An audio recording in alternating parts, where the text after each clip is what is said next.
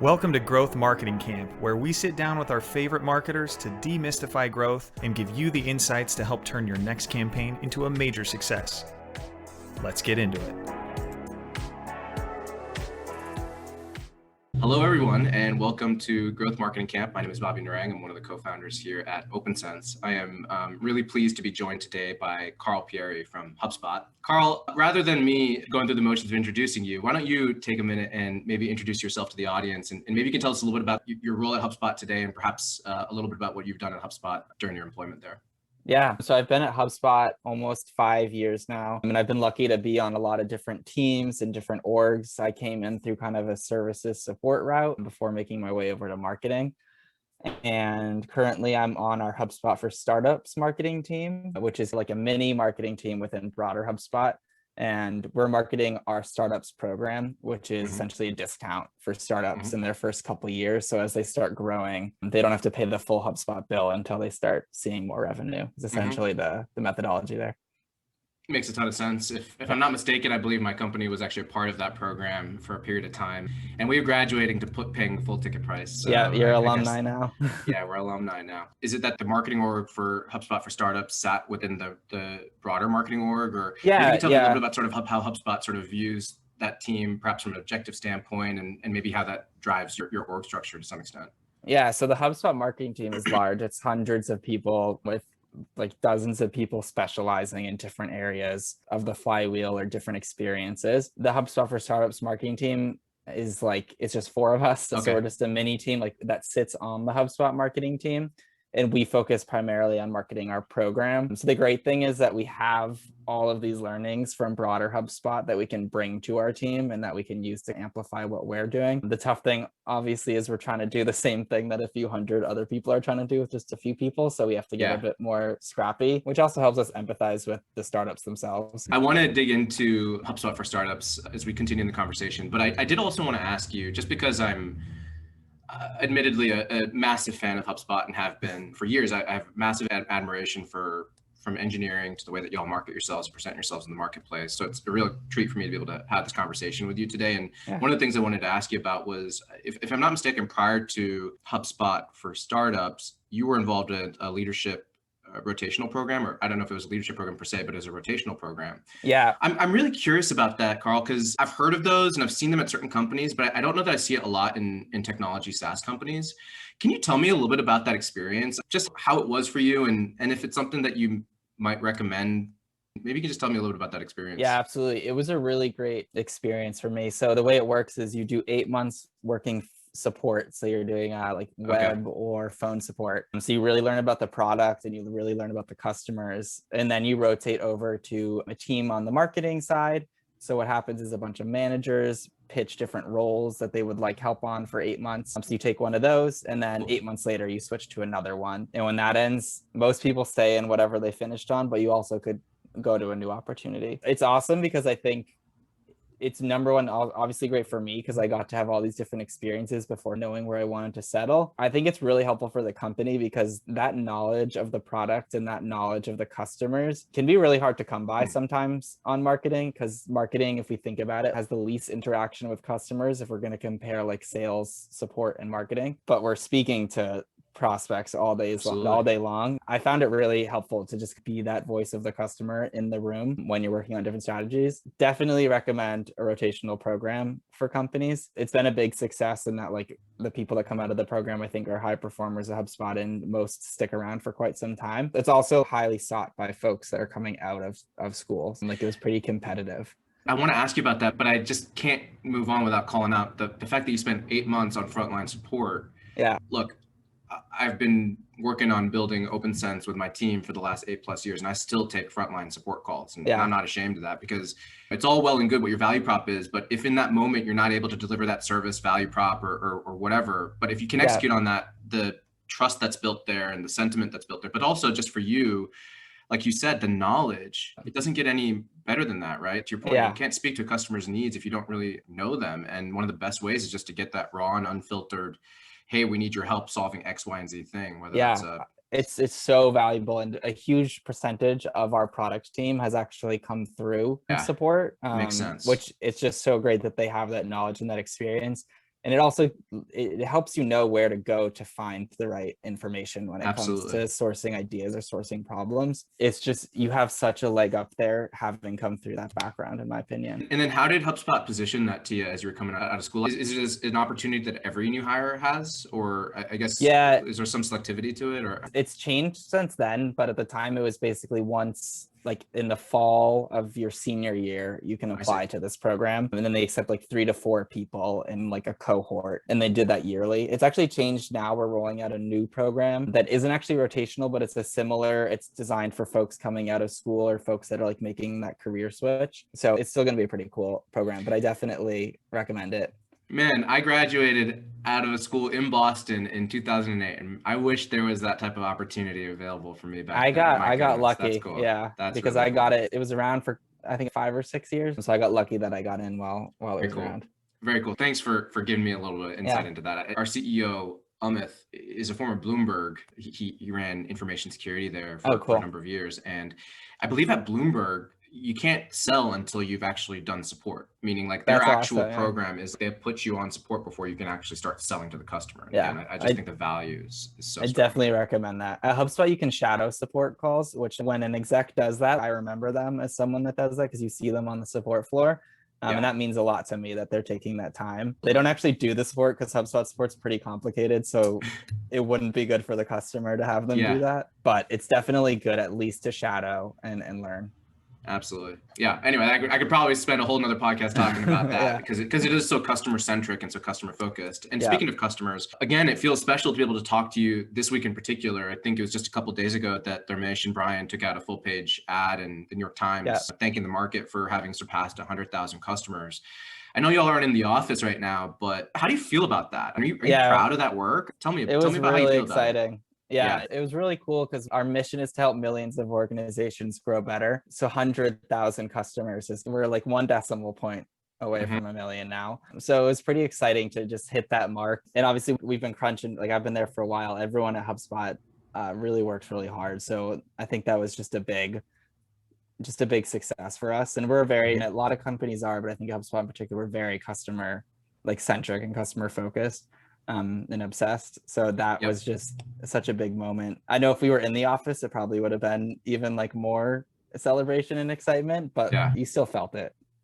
Congratulations. Particularly as you've been there for a number of years, you're part of the story there. And I can only imagine. We feel it on our much smaller scale milestones, but that's such an incredible number. And to see the product having evolved from a marketing automation platform to now a customer platform, full cycle customer platform. Again, it's a testament, I think, to understanding customers' needs and then having the know-how and the prowess to actually be able to build something like that. And so this is a decent pivot into talking a little bit about Elevate, because it's interesting how you can approach the market, right? As a startup, as a company, you have a number of different options available to you. And I see it a lot in some of the customers that we work with. There's kind of default tech stack that you can see. But as you've developed different product lines and things of the sort, it's definitely opened up, it seems, HubSpot to different aspects of the market. But the HubSpot for Startups program is pretty, I think, smart. Maybe you can tell me a little bit about the genesis of the program, what the thinking was behind it, and maybe perhaps some of the early sort of challenges and successes. Yeah, as with like many great things, it started as a tiny idea and a tiny prototype, which is just one sales rep realized he was constantly having calls with startups that just couldn't afford HubSpot, but he like really believed in their mission and was like, I'm sure you're going to be able to afford it in 2 years, but at that point you're going to be on a competitor and you'll probably not necessarily like the competitor you're on, but it's going to be real hard to switch to HubSpot, even if you want to. So it started as a small idea where he could kind of he and other reps could kind of pick the startups that they wanted to. We don't say it's investing, but it's like take a gamble on with the program. And then over time, it became more established. So we made like strict rules around funding. And then you have to have a specific startup partner in order to be eligible for the program. So that's how we know like you are a startup basically. And it's just grown since then. So started in North America. And then now we have people in like almost every continent, obviously not Antarctica, I think every other one. But it's grown like quite a bit because when I started years ago, I had like some exposure to the team and I think it was just 2 full-time people and then basically like begging for help from 4 or 5 other people. And now it's grown to a program that has at least 40 people full-time working on it. So it's been pretty exciting to see that growth over time. That's incredible that it's grown to that substantial of a team. And that's going to be a larger team than many of the startups that I'm sure you're even supporting, which is incredible. It shows the level of investment that's being made there. But in terms of long-term strategy, like, it doesn't take a rocket scientist to understand that it's like a long tail sort of play where it's, if you can work with them early, get them adopted, then they'll be a HubSpot customer. I can say that with confidence because that's basically the trajectory that we took. Yeah. We standardized on HubSpot from a marketing standpoint, but then also CRM. And I think one of the things that's been amazing is, when we talk about being customer centric, is we've seen iterations on HubSpot for Sales over the years, and it's gotten like way better. But I am curious about this, and we tackle this issue sometimes as well, is you're talking about giving HubSpot away. I don't know if it's for pennies on the dollar, for free, or whatever the case might be, but there certainly is an organizational cost to support that. And as you're getting sort of executive level buy-in for this, how are you brokering that sort of topic? What is internal dialogue around that? The big thing is, at first it was a lot of just asking for favors, and it was small, so it wasn't that much work on anyone's plate. Since then, the real key to success is how we make the program as touchless as possible. If you pay full price for a HubSpot product, you're going to also pay a big onboarding fee probably, and you're going to get some pretty like hand-holding onboarding. But for example, HubSpot for Startups, it's a more touchless experience, which is actually still really great. I helped the team develop it, so cool. I'm a fan of it. And then also the purchase experience. If you talk to a rep for HubSpot for Startups, you usually won't talk to a rep. Usually you purchase touchlessly, but if you do, it'll be kind of like a shorter conversation because it's a much smaller purchase. So there's usually less questions to be asked at that point, because when a company is like moving over, it's a lot more questions than if you're just like building at the foundation. So that's just been really the key, is how do we make this experience as touchless as possible without sacrificing and making it worse. So often we actually see that these touchless experiments that we run with our group actually perform better than the more hand-holding ones. So it's cool because it's a bit of a test tube there, that like sometimes the experiments we run for our team actually expand out to other teams because like we see the success. But that touchless, like trying to, of course, have humans when they need them, but not excessively, has been the key there. I'm struck by a couple of things. Number one is that the benefit is not only to the startup community at large, which is a huge benefit, and I think builds a lot of goodwill, but you're telling me that as a result of some of the onboarding experiences that you've built or selling experiences, that you're actually potentially impacting the broader business with learnings, findings, and potentially technology development. Yeah. So it's less me than we have this amazing onboarding team that's been developing the content. But so when they run something that's like really successful, it's like, well, maybe it shouldn't just be this small segment of our customers. Maybe we should be expanding it to all of them. And it's nice because it's a less risky population to test with because there's less money essentially on the line. So it's good for that purpose as well. That's really fascinating. The other thing that I was struck by is HubSpot publicly traded for a number of years now. I don't know exactly when you'll IPO, but it sounds to me that there was an idea and a group of motivated individuals who were able to basically operate almost like a startup within this company to make something happen. And that kind of goes against the grain in terms of what most people would think about working at like a large publicly traded software company. Is that just HubSpot culture? Like, how does that happen at a company like HubSpot? That's a lot of HubSpot culture, is if someone has a really great idea and they can get the buy-in on it. Obviously, they probably won't get put on it full time at first, but if they can make it their internal side hustle, it can expand over time. I'd say startups is probably maybe like the biggest success example of that, just because of how well it's grown and how well now it's been copied by other companies since we've done it. But it's definitely in HubSpot's culture to accept that and try to encourage it. And I think it's obviously easier at points when you're younger because there's just less process and structure in place. To start the program today would be really difficult because you'd be disrupting a lot of stuff. But I still think if we had the idea today, HubSpot would be willing to gamble. It would just probably be a different journey. I mean, as a consumer, whatever that is, and however that manifests itself publicly, we feel it as consumers. Like there's something to that. And it's also just interesting because I guess maybe a little biased towards West Coast tech, but that has very like West Coast vibes to it for an East Coast company, which I very much appreciate as well. I think we're pretty proud of that, and being, I think our CEO calls it like a pillar company in Boston. Absolutely. That we're like one of the tech successes. And I think there's some advantages to being an East Coast company. For example, like talent stays around a lot longer in the East Coast than it does in the West Coast. And that I think helps you move faster in a lot of ways when you're not reteaching folks things. Totally. That's a great point. Yeah, so there's some big advantages, but it definitely, I'm sure it was a lot harder at the beginning because getting funding as a Boston-based company, especially back then, was a lot harder of a sell. I give that credit to our CEO for telling that story properly. Absolutely. Being credentialed from MIT doesn't hurt. Yeah. Awesome. I want to start talking a little bit about campaigns. Obviously, we talk about growth on this podcast. When I think about the word growth, as a person involved in business, that seems like you might as well just call the topic business, because ultimately the purpose of the business is generally to grow. And I think everyone has a little bit of a different definition, and our goal is to demystify it a little bit. Let's talk about it in plain English. One of the things I've learned in just having a few of these conversations in the last several weeks is when it comes to like campaigns, that's another word that I think people define a little bit differently. And depending on your company, depending on your approach and just your overall sort of marketing strategy.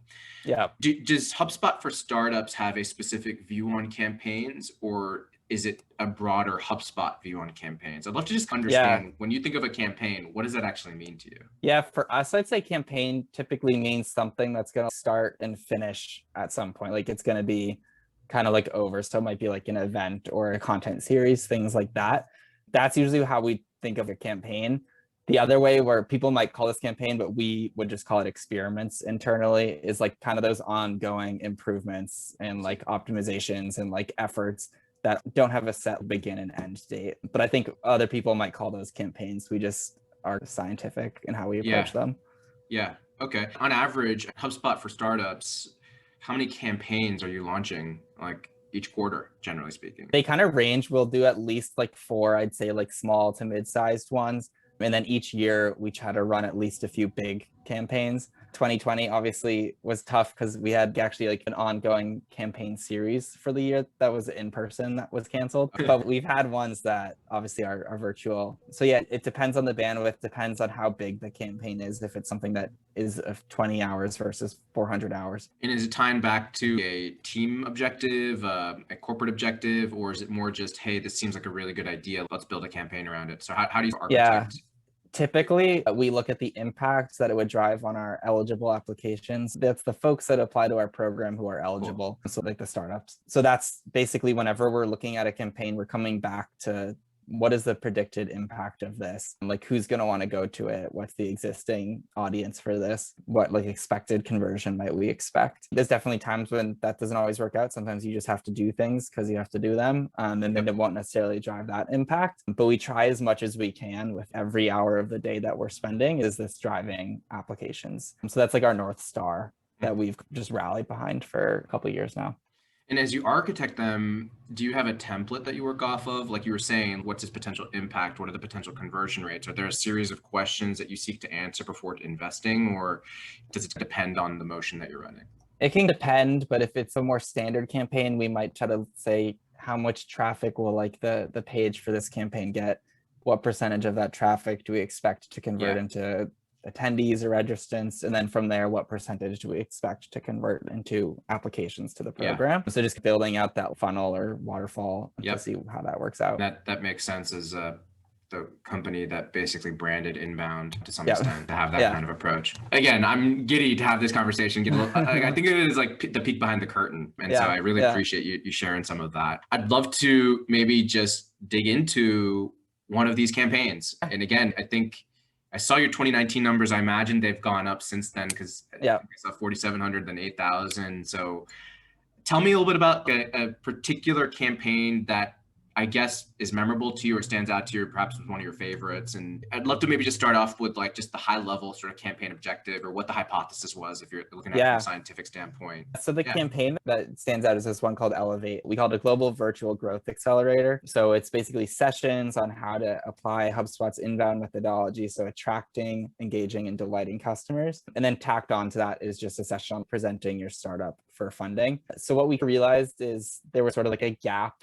in the content that a lot of startups are learning at incubators or accelerators, or if they're not doing those, if they're bootstrapped, there's this gap of like how to really achieve growth when you're in those early days of a startup. Like what should you really be thinking about? Because like when you look at the principles of Amazon and how Netflix is growing today, most of that doesn't apply to a newer startup. Correct. Yeah. So we realized there was like that gap in the market. And we also realized that making it virtual, so this was before coronavirus, But we realized that had some appeal just because a lot of incubators and accelerators are very heavy on being in person. So we wanted to open it up to folks that aren't necessarily living in like a typical startup environment. The hypothesis is basically, we think that there's like this gap that's not being served by anyone with education, including ourselves, or maybe it's being served, but it isn't being properly messaged as such. So we want to fill that gap with this virtual accelerator. This is really interesting because if I'm hearing you correctly, it sounds like you all were leaning virtual before virtual became sort of like the norm. Yeah. But in doing so, that was the gap that you were looking to address, that perhaps you could broaden the exposure of the program or broaden the base of potential users. I don't know. What was the sort of the kernel at the center of it all that drove you to that? Yeah. Aside from it just being a recognizable gap. Yeah. I think the kernel really was that the virtual aspect was a big thing back in 2019. It was this content really doesn't seem to be being served virtually. And there is in-person content where you can get it, but you're also not necessarily learning from experts. You might be learning from not experts, but like maybe like a program manager at an incubator accelerator versus like from the people who are doing this day in and day out. So that was the thing there. Cool. I don't know what the appetite was for virtual events pre-coronavirus. It's all been a blur to me. But how did you think about who to target with this, and through what channels were you looking to reach them? It was a bit of begging in terms of looking at the internal channels that HubSpot has available. So obviously we have strong like social presences, and we've got some great newsletters. We have executive content that performs quite well. So it was basically about finding all the opportunities across all of those different channels where we thought we could reach our audience, and working with those teams to produce or help produce content. And then another big one was, since we are a partner model for HubSpot for Startups, it was working with our partners directly. So how can we work with them to tell them about this program? And they were really excited about it. That was one of our highest. We kind of like look at the buckets of where everyone came from, and that was one of the highest. Mm-hmm. And the last one that was pretty big was actually referrals. So when you were accepted to the program, you were allowed to send a referral essentially to like other startups. Cool. And that worked really well for us because the startup ecosystem, especially back then when folks like often like worked next to each other, was really niche and tight. And like they're happy to share content with each other because like usually it's not necessarily a winners takes all, because usually like the startup next to you is not doing anything similar to you. That was also a really powerful channel. Super smart to really recognize the fact that if I'm currently bootstrapped startup, that I'm likely renting a desk next to maybe 10 others. Yeah. I mean, that's like a real sort of understanding of your target audience, realistically. Yeah. Again, we've sat in those desks, so I understand exactly what you're describing. Yeah.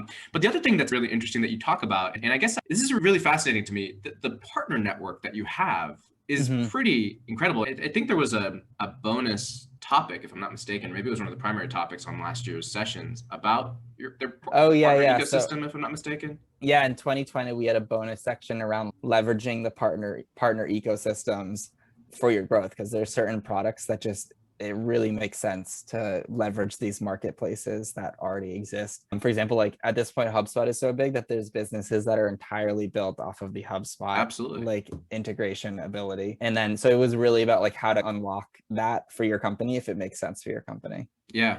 Yeah, no, it's really fascinating. Just the opportunity is potentially there. We certainly think about that a little bit as well. So it's just interesting to hear that as being one of the more viable channels for this particular program. Let me ask you, so is it just safe to say that in 19 it was in person and then 20 was virtual? Is that how they were both virtual, Gotcha. But 2019 ended in like an in-person pitch event at Inbound. Okay, cool. So like there was that component that was also planned for 2020, but it actually worked out a little bit better, because the problem with that is it's mostly North America folks who can afford to take the time and money to go to Inbound. So by making it like fully virtual last year, we were able to open the demo, we call them demo days, to 4 different time zones around the globe, which was great.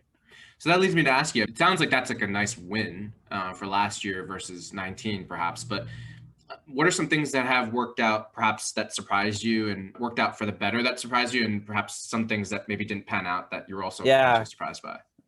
I think one thing is we always talk about don't listen to what I say, but watch what I do. And I think we didn't follow that amazingly from 2019 to 2020, and that we expanded the program a lot and added, I think it was twice as many sessions as there had been the year before, because they were so requested and people really wanted these topics. But what that meant is that the program became like a little bit like scary or like huge to look at from a startup's perspective. And they felt like if they missed out on any of the content, suddenly they were behind and they didn't necessarily want to keep participating. So even though we did have way more folks participating, like the percentage that were like active week over week was not so great. So we learned from that. We need to do a better job of, even if they request all these things, it doesn't necessarily mean that we should do all of them, because it just becomes overwhelming and a bit of a mess. And so that's something this year we're actually we're going back to the core elements and really focusing on what we do best. That's another really interesting and unique sort of finding. I can just imagine, I don't want to say bombarded, but like you start looking at the list of all of these things that I need to do better, when I think in early stage, like the focus really is just get your traction. And once you have traction, these things will fall into place. And here's a framework to think about that. It's a really interesting observation, I think, year to year. So what's the future of the program? Like the team's grown obviously from an idea and inception to, again, I think the number is 8,000 that I saw participants over the last couple of years. Where does this go? What is the story going forward with?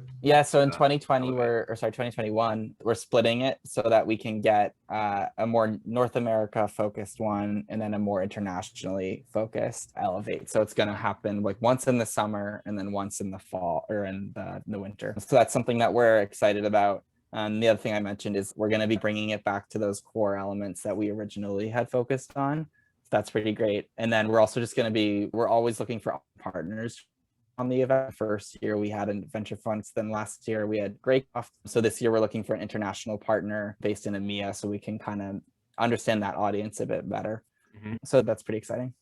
That is very cool. We didn't participate in Elevate, but we were involved in the Hubspot for Startups program. It was a tremendous benefit to us. It gave us an ability to be exposed to the product, which I've grown to love and certainly have standardized on. And so I think like that long tail component is real. I don't know if that's something you necessarily want to get into any specifics around, but I am curious, do you all have like visibility into that? I'm just like, generally speaking, I imagine you're measuring the impact of this on the business. Yeah. It's pretty interesting to see because we're investing or we're giving the software to startups. So you do see like lower retention to an extent because obviously most startups after time aren't still around. But what we see is that is way offset by the startups that do stick around, because not only does their discount go down, but like almost all of them are purchasing more products because they're seeing success on HubSpot. So even though we call it like logo retention might kind of go down, your dollar retention is looking great. And actually it's like offsetting other areas of HubSpot that like not are bad, but just like maybe 1 month there was a tough month, but like startups did great, so we're good. So it's really exciting to see that. And that took time because like it was 2 years before our first startup ever finished the program, and it was only started 5 years ago. So like now that we have more data and we can show that the value of it, it's an easier sell and it gets us more investment, which is great. Absolutely. And you started the conversation today talking about the 1 million customer mark being like a high level goal. This seems like a pretty valuable channel for new logos, new customers to help you achieve that goal. Exactly. And we're excited to see like what startups come out of it because it's still new, but some of the startups that we've already seen some grow to be big. Some of them are unicorns, but we're excited for the days when like the next DoorDash or the next Uber is coming through. Hubspot for Startups will be absolutely cool. Very cool. Really fascinating. I think the Elevate program as sort of a growth strategy is just a fascinating, I think, example. And I think it's unique. And it just seems to make a ton of sense, just given the overall business objectives. And I don't know, it's just the goodwill component of it, I think, is also pretty powerful as well from a brand standpoint. HubSpot's out there doing that. And that's really, I think, it's useful. awesome that we're allowed to invest that time. And because obviously, like most of the companies, a lot of them might not end up using HubSpot, or I don't know where they went, but I still hope that they found a lot of value, like participating in Elevate, for example. Yeah, again, living out in the Bay Area, software companies left and right, I don't know of a ton. And I know you're talking about there being copycats out there, but I haven't seen it to the extent that we saw it and experienced it with HubSpot. Yeah, I think we're pretty early. I think the other big one is probably AWS has a great startup program, and you're starting to see them pop up, and you'll see it. It reminds me of our early days when it was just like a Google form was basically like the program. It's fun to see like other companies are in that stage right now. Thank you for sharing that. I want to ask you just a couple questions to wrap up today. Just general experience questions as a employee at HubSpot, a marketer. Are there things that you see, whether it's competitors or other companies, marketers doing that you think that they maybe should stop doing right away, or that you can't stand when you see it, or things that you see and you absolutely love? I know I'm asking you for basically extremes, but what are some things perhaps that you see out there that you either love or hate, or that you would like to implement or would never sort of approach with the 10-foot pole? I think the ones that frustrate me are when I see marketing efforts where it really feels like they did not bother to get to know like the end person that they're like designing the experience for, designing the ad for. Often you'll see that when like the company, for example, so we just celebrated our 100,000 mark, but like even in the ad that we put in the New York Times, it was really all about our customers. But often you'll see like a lot of companies are just like talking about themselves in the ads and a lot less on like how they can help folks. So I think that's a big one. And also just focusing more on like the helpful, I mean, it's the inbound methodology, but like being helpful, like how your content can be helpful versus just like asking for my attention or asking me to sign up for your product without telling me much about it. I think that those are like the big ones. It's less marketing and it's kind of more the growth marketing and maybe also product. But sometimes you feel it in an experience in a product when they're like way over trying to monetize a product. Like they're really aggressive with their emails. They have millions of paywalls. Or they've got these pop-ups everywhere like that. That to me isn't a great experience. And I also know from HubSpot that when you do that, like your return on investment goes down at some point. Like it's not really worth all of those things. So that's another one I'd say folks definitely be cautious of and like take the time to like secret shop your product and see what the experience is like on the other side. Because you learn a lot when you do that. Yeah, the customer-centric approach, it really is so important. Like how are you building, how are you creating value, communicating value, delivering value to the customer every time they touch your company? Like it's not even secret sauce. That's just that's like how you should expect to build a business, where people have options. People don't want to change providers. They want to have their pain solved or value created, and they want to have a good experience while that's happening. It's funny you mentioned the ads that speak more to the company versus the customer. I saw something just on LinkedIn today where I think it was an executive was touting an incredible month or incredible quarter or something like that, and he says it's a testament to our leadership. And I'm just thinking, if I was an employee at that company, I would say, surprised you didn't say it's a testament to the hard work that my team put in, or that are incredible customers or something. So there is self-awareness. This is an interesting concept, right? Self-awareness as people, but then also almost like corporate self-awareness, like understanding how you're being perceived by the important stakeholders, whether it's your customers, your employees, your investors, whatever the case might be. I think like I've definitely observed companies that do a better job of that than others. Although I could see like myself having not done a great job with that personally at certain. I mean, it can be hard, and it's nice to celebrate your wins. But like they're also your customers' wins, and your customers like being celebrated. So totally. Who do you read these days, or who do you follow, like in terms of like your own personal and career development? I focus a lot on growth. I also find actually product management. Like I take a lot of the lessons of product management, because that whole modern product management is based around the customer and solving customer problems. And in my opinion, like really great growth marketing is doing the same thing. So I do a lot of learning from them. One is Brian Balfour, who he has like a course called Reforge. He actually was a former HubSpotter, but now he runs this company called Reforge, which is gives these like amazing lessons and also like free webinars and stuff on growth. So definitely recommend that. Andrew Chen is another one. I think he used to be at Uber, and now he's a partner at Andreessen Horowitz. He's someone I follow on Twitter. And then last one is Brianne Kimmel. So she actually just moved to starting a venture fund, but she like typically has been in like the marketing growth side of the world. So recommend following her on Twitter because her insights are great. Those are fantastic. I can't help it. I want to ask you one last question, because you mentioned something about understanding the customer and how that sort of ties back to product development, but you're saying using the similar sort of approach for growth marketing. Can you explain to me what you mean by that? Yeah. So I think so product management, a big thing is like about finding the problem, and then from there you work towards the solution. I think at marketing, we often jump to the solution without fully understanding the problem, or even like making sure it is a problem with our customers. So the key there is let's start with the problem and then develop the solution there. And we might even develop the solution. In product management, you're doing that with constant communication with the customers. Marketing, you don't necessarily have the time to be that crazy about it, but you can at least be working some with customers or emailing or talking occasionally. So I think like those aspects, and then also just getting on regular calls with customers is something that I've said is really important to me, just because in marketing, there's not usually many reasons to be on a call with a customer. And it's easy to realize that 3 years have gone by without actually talking to any. So like I regularly, at least once a week, try to like schedule something. I'm glad I asked that question. That's really helpful, a really helpful explanation, and certainly something for me to chew on after the fact. Carl, you've been so generous with your time today. Yeah, of course. I really appreciate you coming on. It was just such a pleasure to just have the chance to learn a little bit more about the machine, the organism that is HubSpot, and how you think about things and how you operate. And then as a startup that's leveraged the platform and been involved in the program, we are as a community appreciative of the work that you all are doing. So we appreciate that investment that you've made to yourself and the company. It's incredible to hear that there's 40 people now allocated to this program. Yeah, it's quite a few.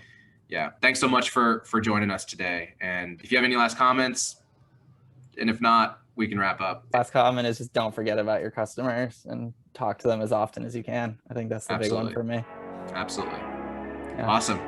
Thanks, Carl. Thanks for listening to Growth Marketing Camp. If you enjoyed this episode, we'd love it if you would give it a quick 5-star rating or share it with a friend or colleague looking to get a little more inspiration for their next campaign. If you want to learn more about the company behind the show, head to opensense.com. That's OPENSENSE.com. We'll catch you on the next episode.